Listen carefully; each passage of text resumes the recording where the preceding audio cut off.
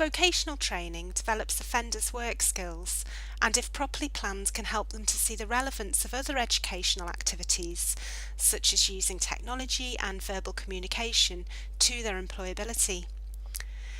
A key challenge when developing inclusive training programs is to meet a wide variety of learning needs. The embedded learning materials have differentiation strategies built in. However, learning materials are just one way to account for learning needs. Training approaches which require offenders to solve problems using maths, for instance, will enable them to develop broad skills for work and life. A helpful resource in the toolkit is a research report from HMP Cook and Wood on project-based learning, which had positive impacts on offender learners there. To locate the specific skills needed to work effectively in prison workshops, a team at HMP Garth designed workflow charts that mapped out, for example, the workflow in a wheelchair repair workshop and seasonal work in the gardens.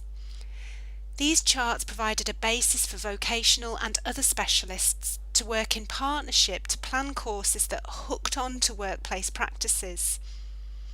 A team at HMP Oakwood developed a complementary process for embedding maths and English into prison work, which resulted in a case study and a research development fellowship. There are some useful teaching and learning materials developed as part of the key skills and then functional skills support programs, including how-to sheets that outline step-by-step processes, for example, on how to work out percentages of other numbers. These are very useful materials as they can act as an aid memoir when supporting offender learners in vocational and workplace settings. Many of these how-to sheets have also been vocationally contextualised.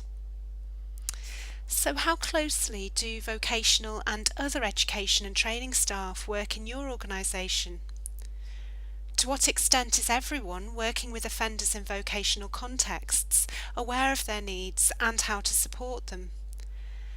And how can offenders in your organisation develop employability and other skills whilst undertaking vocational training?